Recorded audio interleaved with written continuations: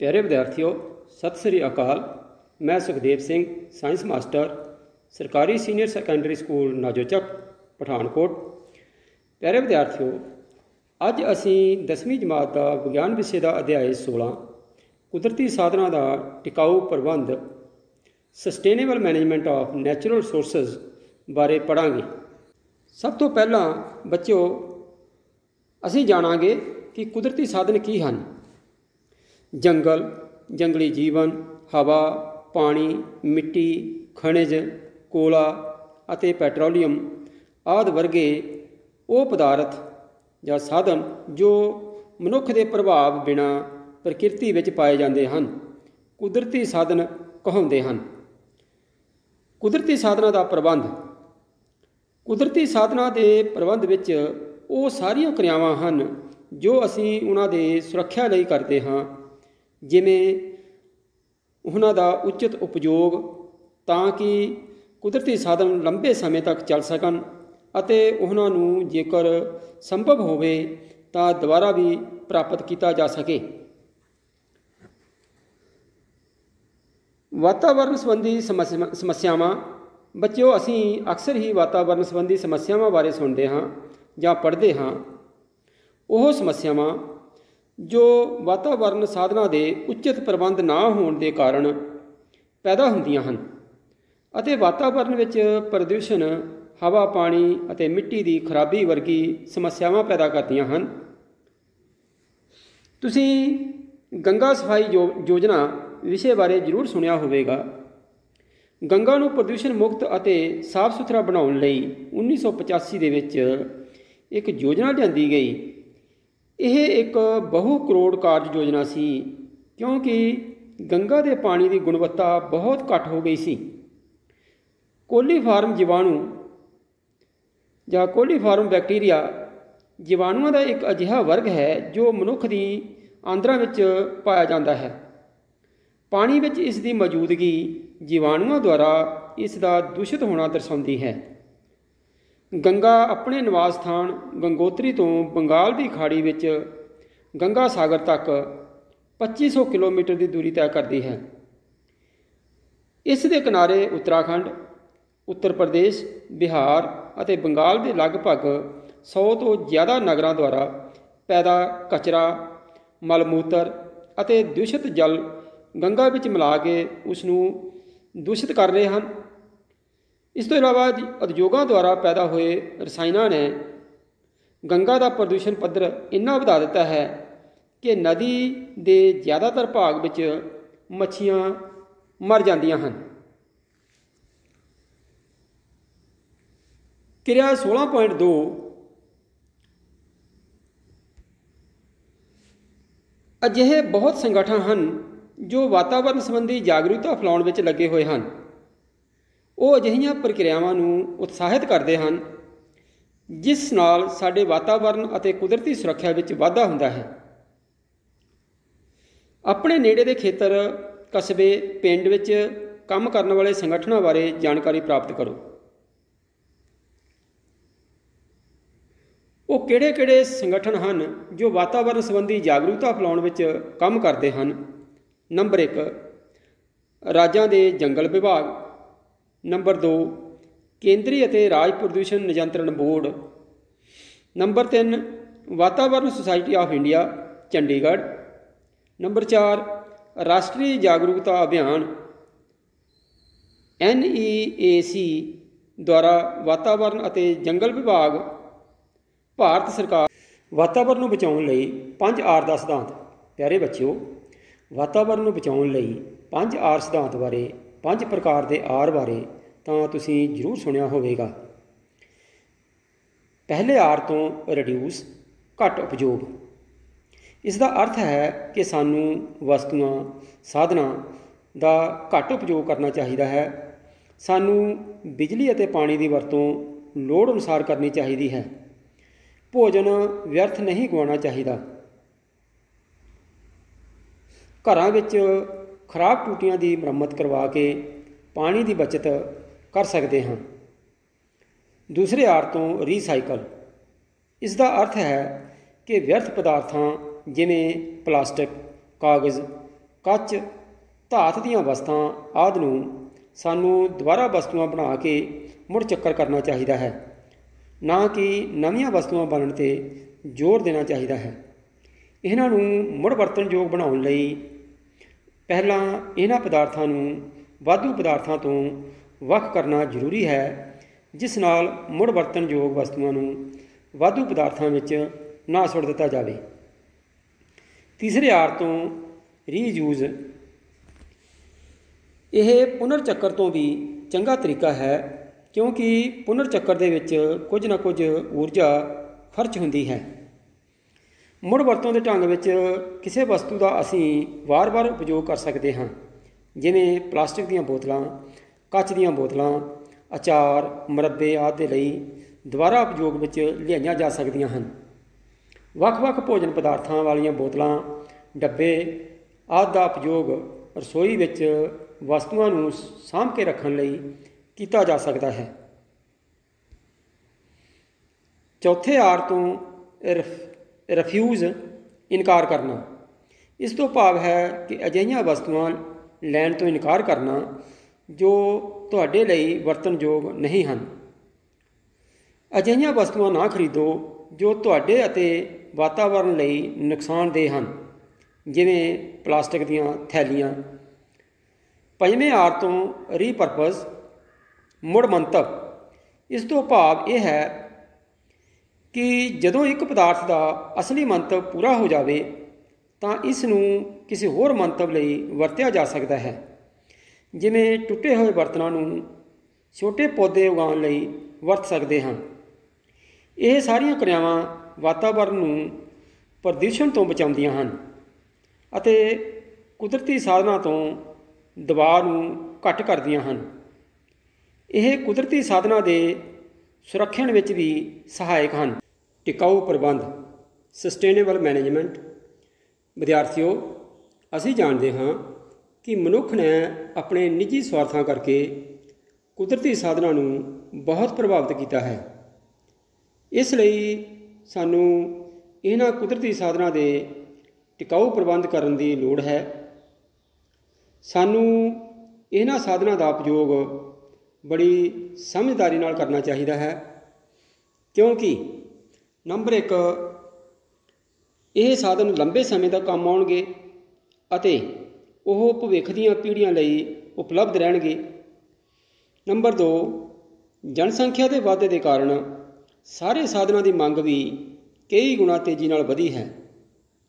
ਇੰਨੀ ਵੱਡੀ ਮਨੁੱਖ ਜਨਸੰਖਿਆ ਦੇ ਗੁਜ਼ਾਰੇ ਵਿੱਚ ਮਦਦ ਮਿਲੇਗੀ ਅਤੇ ਉਸ ਦਾ ਜੀਵਨ ਪੱਧਰ ਵਧਾਇਆ ਜਾ ਸਕਦਾ ਹੈ। ਨੰਬਰ 3, ਇਸ ਨਾਲ ਵਾਤਾਵਰਣ ਨੂੰ ਸੰਭਾਲਿਆ ਜਾ ਸਕੇਗਾ। ਨੰਬਰ 4, ਇਸ ਨਾਲ ਜੀਵ ਵਿਭਿੰਨਤਾ ਨੂੰ ਸਾਂਭਿਆ ਜਾ ਸਕੇਗਾ। ਨੰਬਰ 5, ਇਸ ਨਾਲ ਸਮਾਜ ਦੇ ਹਰ ਵਰਗ ਨੂੰ ਕੁਦਰਤੀ ਸਾਧਨਾਂ ਦੇ ਉਪਯੋਗ ਦਾ ਫਾਇਦਾ ਮਿਲੇਗਾ। ਪਿਆਰੇ ਵਿਦਿਆਰਥੀਓ, ਹੁਣ ਅਸੀਂ ਇੱਕ ਹੋਰ ਮਹੱਤਵਪੂਰਨ ਕੁਦਰਤੀ ਸਾਧਨ ਜੰਗਲ ਅਤੇ ਜੰਗਲੀ ਜੀਵਨ ਬਾਰੇ ਚਰਚਾ ਕਰਾਂਗੇ। ਜੰਗਲ ਅਤੇ ਜੰਗਲੀ ਜੀਵਨ ਦਾ ਸੰਰਖਣ ਜ਼ਰੂਰੀ ਹੈ, ਕਿਉਂਕਿ ਨੰਬਰ 1, ਜੰਗਲ ਜੀਵ ਵਿਭਿੰਨਤਾ, ਜੀਨ ਪੂਲ ਅਤੇ ਅਣੁਵੰਸ਼ਿਕ ਸਾਧਨਾਂ ਨੂੰ ਸੰਭਾਲਦੇ ਹਨ। ਨੰਬਰ 2, ਕਈ ਉਦਯੋਗ ਜੰਗਲੀ ਉਤਪਾਦਾਂ ਉੱਤੇ ਨਿਰਭਰ ਕਰਦੇ ਹਨ, ਜਿਵੇਂ ਟਿੰਬਰ, ਕਾਗਜ਼, ਲਾਖ ਅਤੇ ਖੇਡਾਂ ਦਾ ਸਮਾਨ ਆਦਿ। ਨੰਬਰ 3, ਜੰਗਲ ਮਿੱਟੀ ਪਾਣੀ ਦਾ ਸੰਰਖਣ ਕਰਦੇ ਹਨ ਅਤੇ ਹੜ੍ਹ ਅਤੇ ਸੋਕੇ ਵਰਗੀਆਂ ਸਮੱਸਿਆਵਾਂ ਨੂੰ ਰੋਕਦੇ ਹਨ। ਨੰਬਰ 4, ਇਸ ਨਾਲ ਪਰਿਸਥਿਤਿਕ ਸੰਤੁਲਨ ਬਣਿਆ ਰਹਿੰਦਾ ਹੈ ਅਤੇ ਸਾਰਿਆਂ ਨੂੰ ਚੰਗਾ ਜੀਵਨ ਪ੍ਰਾਪਤ ਹੁੰਦਾ ਹੈ। ਨੰਬਰ 5, ਸਤਲੀ ਭੋਜਨ ਲੜੀ ਦੀ ਲਗਾਤਾਰਤਾ ਨੂੰ ਬਣਾਈ ਰੱਖਦੇ ਹਨ। ਨੰਬਰ 6, ਇਹ ਸਾਨੂੰ ਗ੍ਰੀਨ ਹਾਊਸ ਪ੍ਰਭਾਵ ਤੋਂ ਬਚਾਉਂਦੇ ਹਨ। ਜੰਗਲ ਅਤੇ ਜੰਗਲੀ ਜੀਵਨ ਦੀ ਸੁਰੱਖਿਆ ਲਈ ਸਾਡੇ ਦੇਸ਼ ਦੇ ਵਿੱਚ ਇੱਕ ਬਹੁਤ ਵੱਡਾ ਅੰਦੋਲਨ ਹੋਇਆ, ਜਿਸ ਦਾ ਨਾਂ ਸੀ ਚਿਪਕੋ ਅੰਦੋਲਨ। ਇਹ ਅੰਦੋਲਨ 1970 ਦੇ ਆਰੰਭਿਕ ਦਰਸ਼ਕ ਵਿੱਚ ਹਿਮਾਲਿਆ ਦੀ ਉੱਚੀ ਪਰਬਤ ਲੜੀ ਵਿੱਚ ਗੜਵਾਲ ਦੇ ਰੇਨੀ ਨਾਂ ਦੇ ਪਿੰਡ ਵਿੱਚ ਇੱਕ ਘਟਨਾ ਤੋਂ ਆਰੰਭ ਹੋਇਆ ਸੀ। ਇਹ ਵਿਵਾਦ ਲੱਕੜੀ ਦੇ ਠੇਕੇਦਾਰ ਅਤੇ ਸਥਾਨਕ ਲੋਕਾਂ ਦੇ ਵਿੱਚ ਆਰੰਭ ਹੋਇਆ। ਇੱਕ ਦਿਨ ਠੇਕੇਦਾਰ ਦੇ ਆਦਮੀ ਦਰਖਤ ਕੱਟਣ ਲਈ ਆਏ।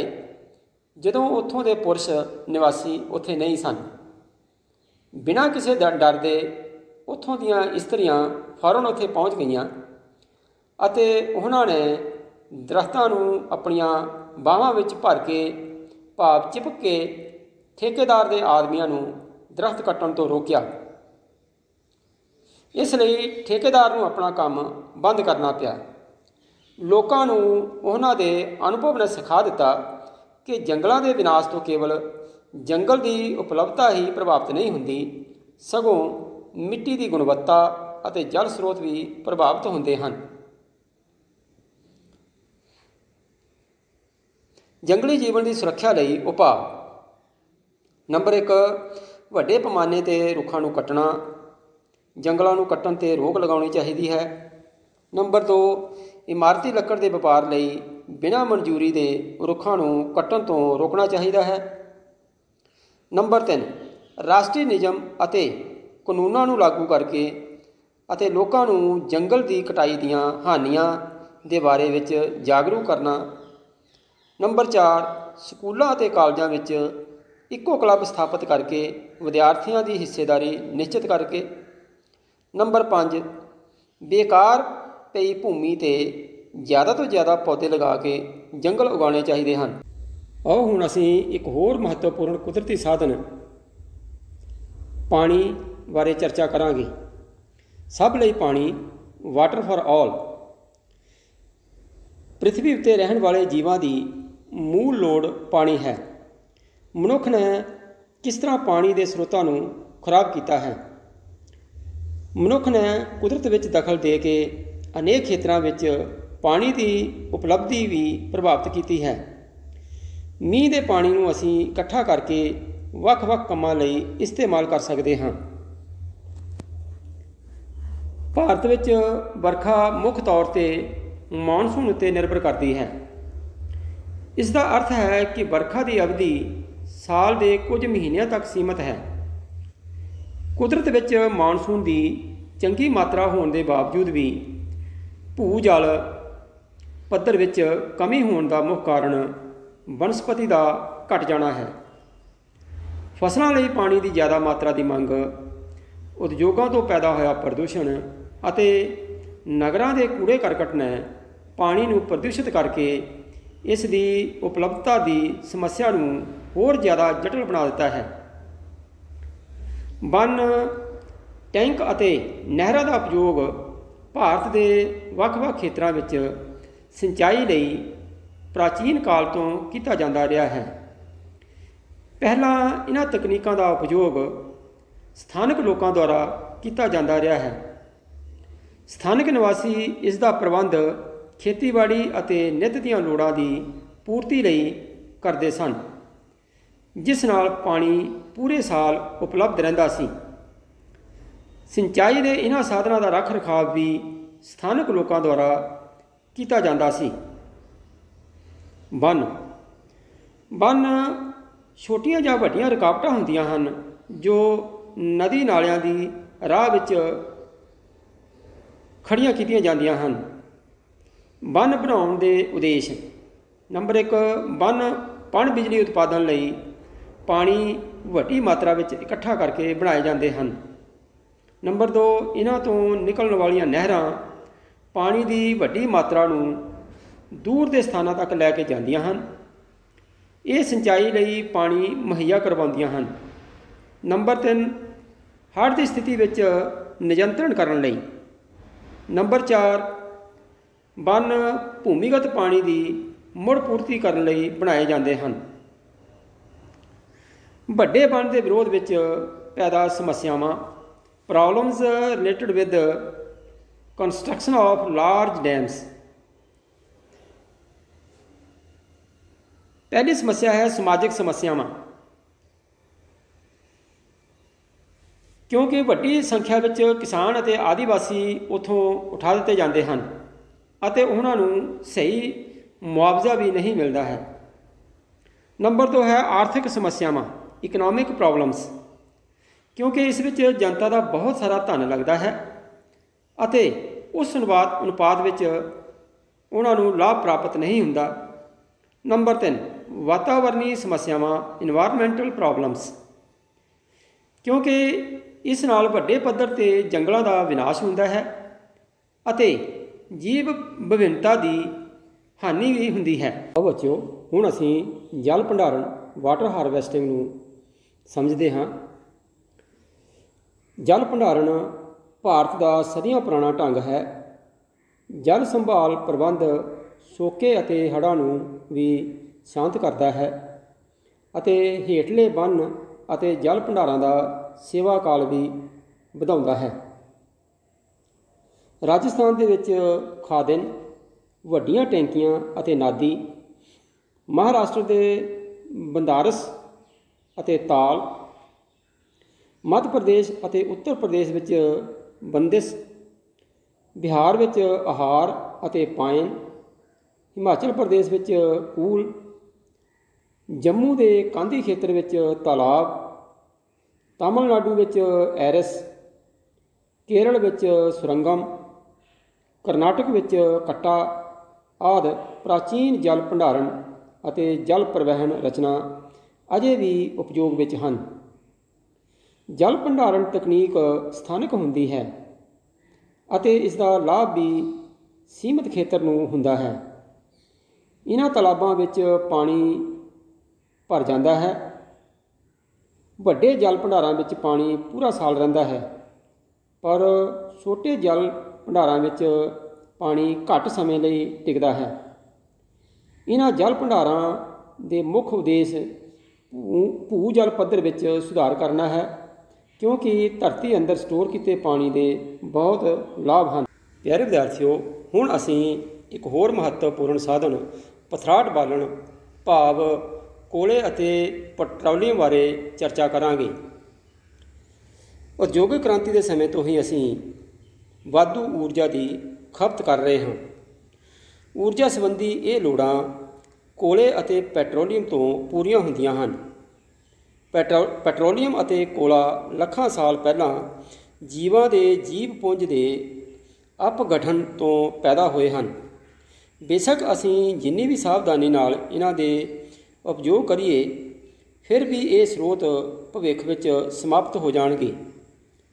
इस सारे अंदाज़िਆਂ के आधार पर असीं कह सकते हाँ कि साडे पैट्रोलीयम साधन लगभग 40 साल विच अते कोले दे 200 साल तक उपलब्ध रह सकते हैं।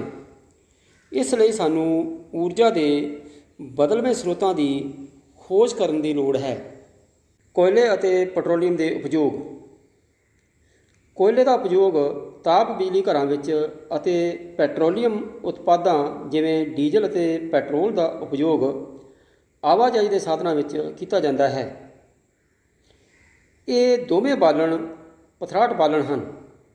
इन्हां दे बलन नाल काफ़ी मात्रा विच प्रदूषण पैदा हुंदा है, पर फिर भी इस दे उपयोग नूं असीं रोक नहीं सकते, क्योंकि यह परंपरागत ऊर्जा के सोमे हैं। नंबर 2, यह आसानी नाल मिल जाते हैं। नंबर 3, इन्हां दा कैलोरी मान के हिसाब नाल ये चंगे बालन हैं। नंबर 4, इन्हां नूं आसानी नाल वरतों विच लिया जा सकता है। पथराट बालन नाल पैदा होने वालियां हानिकारक गैसां। Number 1, carbon monoxide gas. Number 2, carbon dioxide gas. Number 3, sulphur dioxide gas. Number 4, nitrogen dioxide gas. Number 5, hydrogen sulphide gas. बच्चों, ये सारिया गैसां कुछ हद तक ग्रीन हाउस गैसां हैं। पथराट बालणा की वरतों के कारण इन्हां गैसां का उत्पादन बहुत ज़्यादा होता है। इन्हां विचों कार्बन डाइऑक्साइड गैस सूरज तो आने वाली इन्फ्रारैड किरणों नूं सोख लैंदी है अते ताप नूं वायुमंडल विच रोक लैंदी है। इस नाल पृथ्वी का तापमान वधदा है, जिस नूं ग्रीन हाउस प्रभाव कहते हैं। ਇਸ ਨਾਲ ਵਿਸ਼ਵ ਵਿਆਪੀ ਤਾਪਮਾਨ ਵੱਧ ਜਾਂਦਾ ਹੈ, ਜਿਸ ਨਾਲ ਮੌਸਮ ਵਿੱਚ ਪਰਿਵਰਤਨ ਹੋ ਰਿਹਾ ਹੈ। Carbon monoxide, sulphur dioxide gas ਅਤੇ ਨਾਈਟ੍ਰੋਜਨ ਡਾਈਆਕਸਾਈਡ ਗੈਸ ਆਦਿ ਨਾਲ ਸਾਹ ਅਤੇ ਗਲੇ, ਅੱਖਾਂ, ਫੇਫੜਿਆਂ ਵਿੱਚ ਅਤੇ ਚਮੜੀ ਆਦਿ ਦੇ ਰੋਗ ਹੋ ਸਕਦੇ ਹਨ। ਕੁਦਰਤੀ ਸਾਧਨਾਂ ਦੇ ਪ੍ਰਬੰਧ ਉੱਤੇ ਇੱਕ ਝਾਤ। ਕੁਦਰਤੀ ਸਾਧਨਾਂ ਦਾ ਦੀਰਘਕਾਲੀਨ ਪ੍ਰਬੰਧ ਇੱਕ ਮੁਸ਼ਕਲ ਕੰਮ ਹੈ।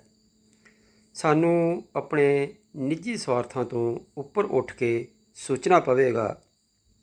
ਸਾਨੂੰ ਆਪਣੀਆਂ ਵਿਅਕਤੀਗਤ ਅਤੇ ਸਮੂਹਿਕ ਲੋੜਾਂ ਨੂੰ ਸੀਮਤ ਕਰਨਾ ਪਵੇਗਾ ਤਾਂ ਜੋ ਵਿਕਾਸ ਦਾ ਲਾਭ ਸਾਰਿਆਂ ਨੂੰ ਅਤੇ ਸਾਡੀਆਂ ਆਉਣ ਵਾਲੀਆਂ ਪੀੜ੍ਹੀਆਂ ਨੂੰ ਉਪਲਬਧ ਹੋ ਸਕੇ।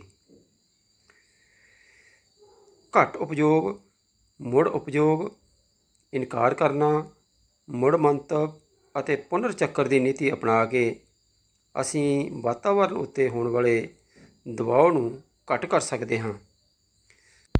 ਆਓ ਬੱਚਿਓ, ਹੁਣ ਅਸੀਂ ਪਾਠ ਦੇ ਆਧਾਰਿਤ ਮਹੱਤਵਪੂਰਨ ਪ੍ਰਸ਼ਨਾਂ ਦੀ ਦੁਹਰਾਈ ਕਰਦੇ ਹਾਂ। ਪਹਿਲਾ ਪ੍ਰਸ਼ਨ, ਗੰਗਾ ਸਫਾਈ ਯੋਜਨਾ ਕਿਸ ਸਾਲ ਵਿੱਚ ਆਰੰਭ ਕੀਤੀ ਸੀ? ਪਹਿਲੀ ਆਪਸ਼ਨ 1988, ਦੂਸਰੀ ਆਪਸ਼ਨ 1985, ਤੀਸਰੀ ਆਪਸ਼ਨ 1990, ਚੌਥੀ ਆਪਸ਼ਨ 1960। ਇਹਨਾਂ ਵਿੱਚ ਦੂਜੀ ਆਪਸ਼ਨ ਐੜਾ ਭਾਗ 1985 ਸਹੀ ਉੱਤਰ ਹੈ। ਪ੍ਰਸ਼ਨ 2, ਹੇਠਾਂ ਲਿਖੀ ਗੈਸਾਂ ਵਿੱਚੋਂ ਕਿਹੜੀ ਗੈਸ ਹਰਾ ਗ੍ਰਹਿ ਪ੍ਰਭਾਵ ਲਈ ਸਭ ਤੋਂ ਵੱਧ ਜ਼ਿੰਮੇਵਾਰ ਹੈ?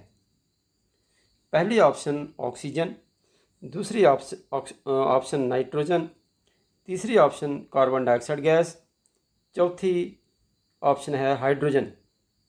इन्हां विचों तीसरी ऑप्शन ईडी भाग कार्बन डाइऑक्साइड गैस सही उत्तर है। प्रश्न 3, कुदरती साधन की हुंदे हन? जंगल, जंगली जीवन, कोयला, ਪੈਟਰੋਲੀਅਮ आदि वर्गे वो पदार्थ साधन जो मनुख के प्रभाव बिना प्रकृति विच पाए जाते हैं कुदरती साधन कहाउंदे हन। प्रश्न 4, साधना की वरतों लई लघुकालीन उद्देश के की लाभ हो सकते हैं? नंबर 1, इस नाल जल्दी उद्योगीकरण अते आर्थिक विकास होवेगा। नंबर 2, इस नाल वड्डी जनसंख्या के गुजारे विच मदद मिलेगी ਅਤੇ ਉਸ ਦਾ ਜੀਵਨ ਪੱਧਰ ਵਧਾਇਆ ਜਾ ਸਕੇਗਾ। ਨੰਬਰ 3, ਲਘੂਕਾਲੀਨ ਲਾਭ ਲਈ ਪਰੰਪਰਾਗਤ ਸਾਧਨਾਂ ਨੂੰ ਉਪਯੋਗ ਵਿੱਚ ਲਿਆਇਆ ਜਾ ਸਕਦਾ ਹੈ। ਪ੍ਰਸ਼ਨ 5, ਸਾਨੂੰ ਜੰਗਲਾਂ ਅਤੇ ਜੰਗਲੀ ਜੀਵਨ ਦਾ ਸੁਰੱਖਿਅਨ ਕਿਉਂ ਕਰਨਾ ਚਾਹੀਦਾ ਹੈ? ਜੰਗਲੀ ਜੀਵਨ ਦਾ ਸੁਰੱਖਿਅਨ ਜ਼ਰੂਰੀ ਹੈ ਕਿਉਂਕਿ ਇਹ ਨੰਬਰ 1, ਜੀਵ ਵਿਭਿੰਨਤਾ, ਜੀਨ ਪੂਲ ਅਤੇ ਅਣਵੰਸ਼ਕ ਸਾਧਨਾਂ ਨੂੰ ਸੰਭਾਲਦੇ ਹਨ। ਨੰਬਰ 2, ਜੰਗਲ ਕਿਸੇ ਵਿਸ਼ੇਸ਼ ਸਥਾਨ 'ਤੇ ਮੌਸਮ ਸੰਬੰਧੀ ਤੱਤਾਂ ਨੂੰ ਬਣਾਏ ਰੱਖਦੇ ਹਨ ਜਿਵੇਂ ਮੀਂਹ, ਤਾਪਮਾਨ, ਨਮੀ ਆਦਿ। ਨੰਬਰ 3, ਇਹ ਗ੍ਰੀਨ ਹਾਊਸ ਪ੍ਰਭਾਵ ਤੋਂ ਬਚਾਉਂਦੇ ਹਨ ਜੋ ਮੌਸਮ ਪਰਿਵਰਤਨ ਲਿਆ ਸਕਦੇ ਹਨ। ਨੰਬਰ 4, जंगल पानी मिट्टी का सुरक्षण करते हैं। प्रश्न 6, 5 आर की दर्शाते हैं ਅਤੇ वातावरण ਨੂੰ किस प्रकार बचा सकते हैं? 5 आर तो भाव 5 आर के पहले आर तो रिड्यूस भाव घट उपयोग, जिसका अर्थ है साधना का घट उपयोग करो। असी बिजली ऊर्जा ਨੂੰ गैर ਜ਼ਰੂਰੀ ਪੱਖੇ ਅਤੇ ਬੱਤੀਆਂ ਨੂੰ ਬੰਦ ਕਰਕੇ ਬਚਾ ਸਕਦੇ ਹਾਂ। ਦੂਸਰੇ ਆਰ ਤੋਂ ਰੀਸਾਈਕਲ, ਮੁੜ ਚੱਕਰ, ਜਿਸ ਦਾ ਅਰਥ ਹੈ ਕਿ ਵਿਅਰਥ ਪਦਾਰਥ ਜਿਵੇਂ ਪਲਾਸਟਿਕ, ਕਾਗਜ਼, ਕੱਚ, ਧਾਤ ਆਦਿ ਨੂੰ ਸਾਨੂੰ ਦੁਬਾਰਾ ਵਸਤੂਆਂ ਬਣਾ ਕੇ ਮੁੜ ਚੱਕਰ ਕਰਨਾ ਚਾਹੀਦਾ ਹੈ। ਤੀਸਰੇ ਆਰ ਤੋਂ ਰੀਯੂਜ਼, ਮੁੜ ਉਪਯੋਗ, ਭਾਵ ਕਿ ਅਸੀਂ ਵਸਤੂਆਂ ਨੂੰ ਵਾਰ-ਵਾਰ ਉਪਯੋਗ ਕਰ ਸਕਦੇ ਹਾਂ ਜਿਵੇਂ ਪਲਾਸਟਿਕ ਦੀਆਂ ਬੋਤਲਾਂ, ਕੱਚ ਦੀਆਂ ਬੋਤਲਾਂ ਨੂੰ ਦੁਬਾਰਾ ਉਪਯੋਗ ਵਿੱਚ ਲਿਆਇਆ ਜਾ ਸਕਦਾ ਹੈ। चौथे आर तो रिफ्यूज़ इनकार करना। इस तो भाव है कि अजिहियां वस्तुआं लैण तो इनकार करना जो तुहाडी वरतों योग नहीं हैं। पंजवें आर तो मुड़ मंतव रीपरपस। इस तो भाव है कि जदों एक वस्तु का असली मंतव पूरा हो जाए तो इसनूं किसी होर मंतव लई वरत्या जा सकता है। प्रश्न 7, गंगा के पानी के प्रदूषण के की सोमे हैं?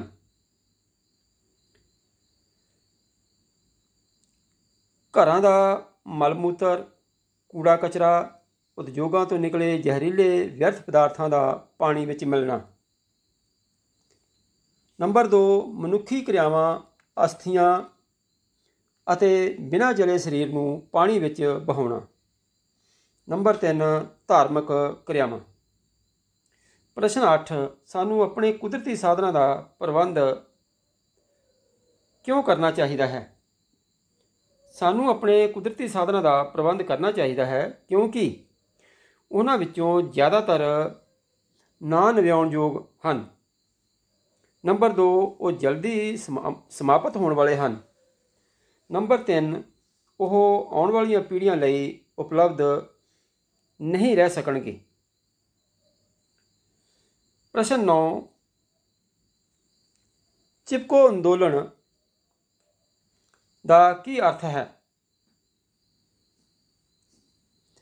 चिपको 1970 ਦੇ ਵਿੱਚ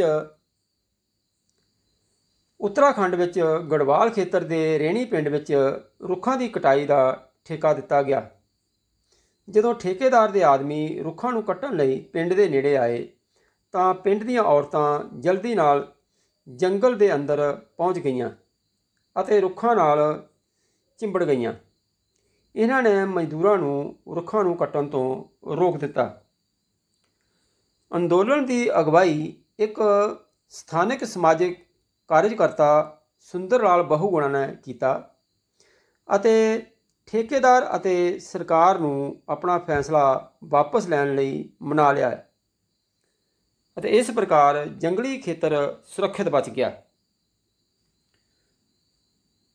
प्रश्न 10, पथराड़ बालणा के बलन नाल पैदा हानिकारक गैसां के नाम लिखो।